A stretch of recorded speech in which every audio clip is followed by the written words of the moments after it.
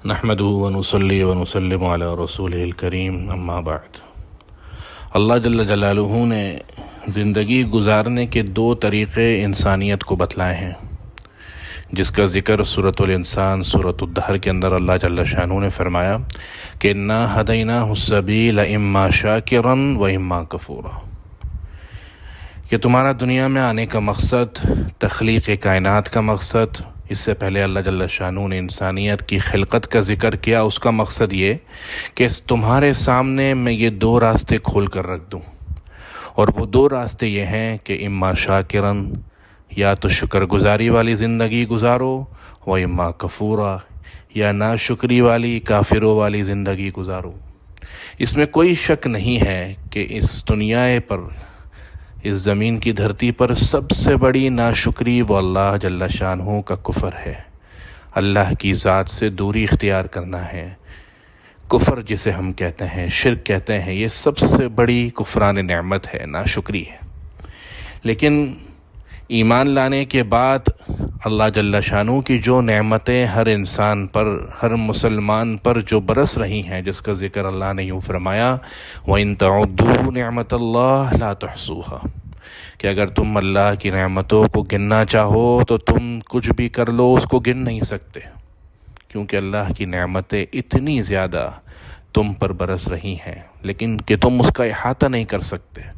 تمہارے پاس اتنا شعور ہی نہیں ہے کہ تم ان کو ایک میدان کے اندر، ایک دائرے کے اندر سما سکو کہ یہ اللہ کی نعمتیں ہیں، تم ان کو گن بھی نہیں سکتے۔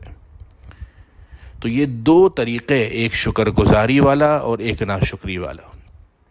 اللہ کی اتنی نعمتیں موجود ہوں، لیکن کیا کریں، مسلمان کی زبان پر اگر شکوے شکایات کی لت لگ جائے تو پھر ناشکری زبان کی لذت بن جاتی ہے۔ ناشکری کے بول بولتے ہیں، کوئی ٹوکنے والا بھی نہیں، کوئی روکنے والا بھی نہیں، کیونکہ انسان کی زبان کو خون لگ گیا کہ اس کے منہ سے ہر وقت ناشکری کے کلمات نکل رہے ہیں، ناشکری کی کلمات اس کے منہ سے ادا ہو رہے ہیں۔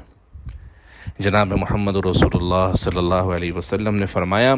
یہ حدیث امام ترمذی رحمۃ اللہ علیہ نے اپنی سنن میں اور امام بخاری رحمۃ اللہ علیہ نے ادب مفرد میں ذکر کی ہے کہ اللہ کے نبی صلی اللہ علیہ وسلم نے فرمایا من اصبح منکم آمنا فی سربہ،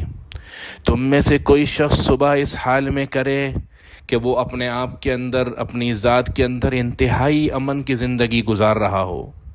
اس کو کسی دشمن کا خوف نہ ہو، معافن فی جسدہ، اپنے جسم کے اندر وہ ظاہری باطنی بیماریوں سے محفوظ ہو، وعندہ قوت یومہ، اور اس کے پاس ایک دن کی روزی موجود ہو۔ اللہ کے نبی فرما رہے ہیں فَكَأَنَّمَا حِيزَتْ لَهُ الدُّنْيَا بِحَذَافِيرِهَا،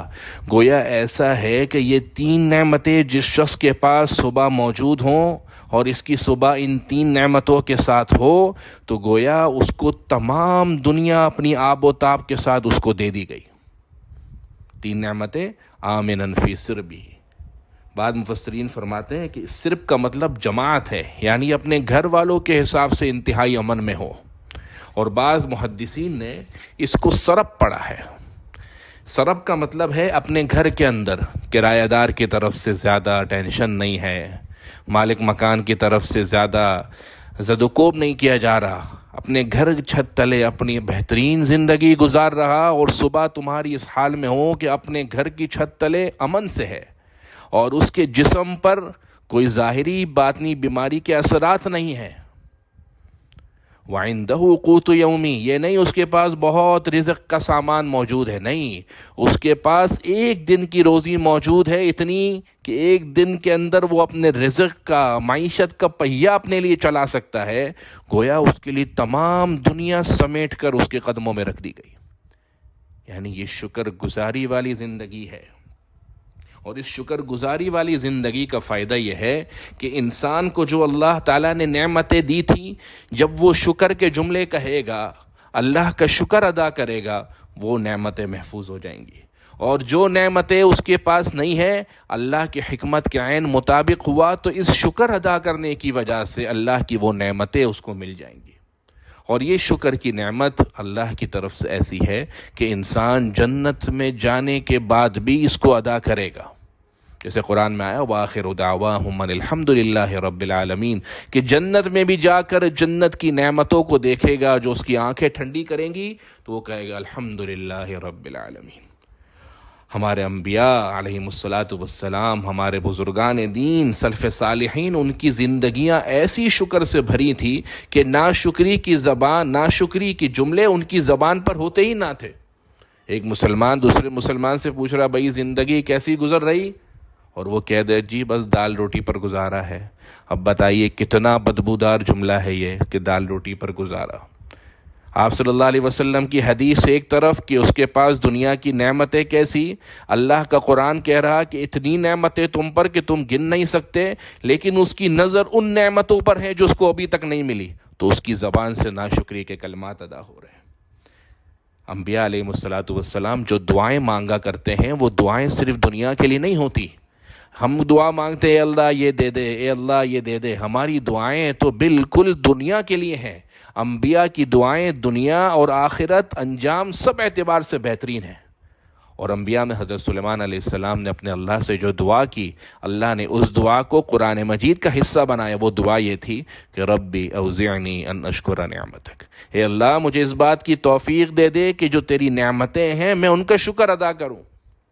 آپ صلی اللہ علیہ وسلم نے، ابو داود کی حدیث ہے کہ حضرت معاذ ابن جبل رضی اللہ عنہ کا ایک دفعہ ہاتھ پکڑا اور کہنے لگے کہ یا معاذ، میں تم سے اللہ کی قسم بڑی محبت کرتا ہوں، میں تم کو ایک حکم دے رہا ہوں۔ وہ حکم یہ ہے کہ تم کسی بھی نماز کے بعد یہ جملے اپنی زبان سے ادائیگی کرنا نہ چھوڑنا۔ وہ یہ ہے کہ جب نماز کے بعد دعا کرو تو یہ دعا کرنا اللہم اعنی علی ذکرک و شکرک و حسن عبادتک، کہ اللہ اپنی یاد کو، اپنی شکر گزاری والی زندگی کو، اپنی اچھی عبادت کرنے کے اندر، ان نعمتوں کے حصول کے اندر، ان عبادت کی ادائیگی کے اندر میری مدد فرما، میری نصرت فرما۔